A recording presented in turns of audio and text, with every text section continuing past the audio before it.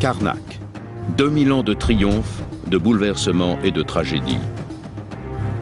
Ici, les rois d'Égypte ont détruit le souvenir de leurs prédécesseurs pour assurer leur propre renommée.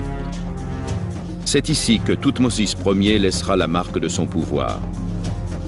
C'est ici que Thoutmôsis III bâtira sur le sanctuaire même de sa propre belle-mère.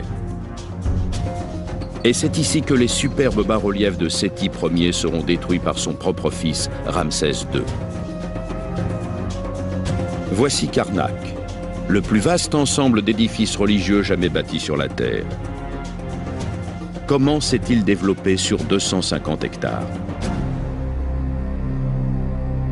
Quand Thèbes devient la capitale religieuse de l'Égypte, le temple de Karnak devient le lieu de culte du dieu Amon. Karnak va rapidement loger plus de 600 prêtres. Ces édifices s'étendent à l'ouest vers le Nil, mais également au sud. Des obélisques et des pylônes apparaissent, suivis par des sanctuaires et des murs d'enceinte. Ensuite viendront des pylônes à l'est, une vaste cour et des statues gigantesques. Pour finir, tout l'ensemble sera entouré de murs. Au centre, un vestibule hypostyle qui contient une forêt de colonnes géantes dont certaines atteignent 22 mètres de haut, avec des chapiteaux si grands que 50 personnes peuvent se tenir dessus. Il y a aussi des obélisques dont l'un est le plus grand qui existe en Égypte. D'immenses statues de rois dont l'effigie est gravée dans la pierre. Il y a également des portiques monumentaux et de vastes entrées, les pylônes. Ce sont les plus grands d'Égypte. Ils sont décorés comme des panneaux géants et leurs pierres sont gravées de dessins fabuleux.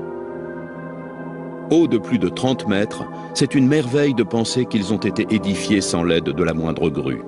Mais un vestige subsiste qui livre la clé de leur construction. À Karnak, tout était rivalité et concurrence. Les obélisques en sont la preuve. Les obélisques marquaient les premiers rayons du soleil, et Hatshepsut tient absolument à ce que le sien dépasse celui de son père Thoutmôsis Ier. Avec ses 29 mètres de haut, c'est en Égypte le plus haut des obélisques qui soit encore debout. Il pèse la bagatelle de 323 tonnes et a été taillé dans une seule pièce de granit à 600 km de là, à Assouan. C'est là que se trouvent les carrières de granit si convoitées. Comment les Égyptiens de cette époque ont-ils pu tailler une pierre aussi dure? Après avoir parcouru 600 km par le fleuve jusqu'à Karnak, les risques d'accident augmentent quand l'obélisque est débarqué.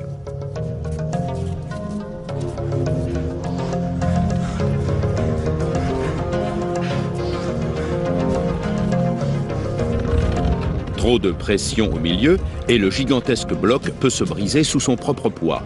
Mais cela, c'est la partie facile. Une fois arrivé à Karnak, l'énorme bloc de granit est hissé au sommet d'une butte, la base, la première.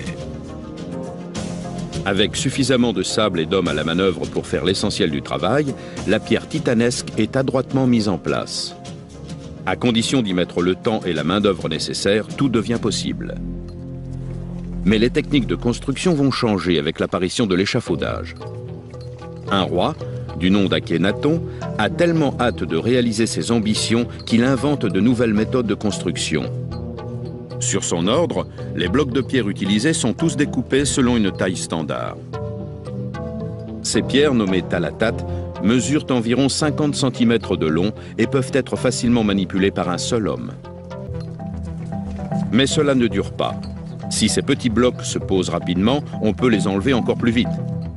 Et les pharaons qui suivent, Toutankhamon et Horemheb, pillent tous les deux les édifices d'Akhénaton et utilisent les talatat comme matériaux pour remplir l'intérieur de leurs pylônes gigantesques. Les pharaons recommencent à construire des édifices démesurés. À Karnak, il y a une structure que même un géant ne pourrait pas détruire. Ce vestibule hypostyle est le plus vaste édifice religieux qu'on ait jamais bâti.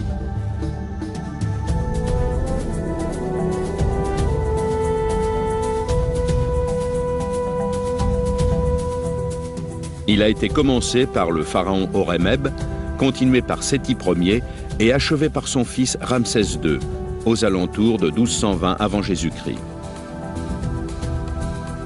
C'est une forêt de colonnes de plus de 20 mètres de haut. Comment a-t-elle été édifiée? Sans se démonter, les Égyptiens font porter tout le poids sur de gigantesques colonnes. On fait des remblais de terre tout autour jusqu'à atteindre 21 mètres de haut. Pour combler le vide entre chaque chapiteau, on se sert d'une énorme architrave, un bloc de grès d'une dizaine de mètres de long. Ces blocs pèsent jusqu'à 80 tonnes et doivent être hissés sur le site. Une fois les architraves placées sur les colonnes grossièrement finies, c'est au tour des tailleurs de pierre de créer de superbes colonnes sculptées de haut en bas. Au cas où une erreur se produit, les plâtriers sont là pour boucher les fissures. Plus tard, ces bas-reliefs seront peints avec un grand soin. Au fur et à mesure que les corps de métier progressent vers le bas, on évacue les remblais de terre. Ramsès II achève le vestibule en lui donnant des lignes épurées et en lui ajoutant des mascarons de plâtre, changeant la décoration pour qu'elle soit à son effigie. Il réécrit l'histoire.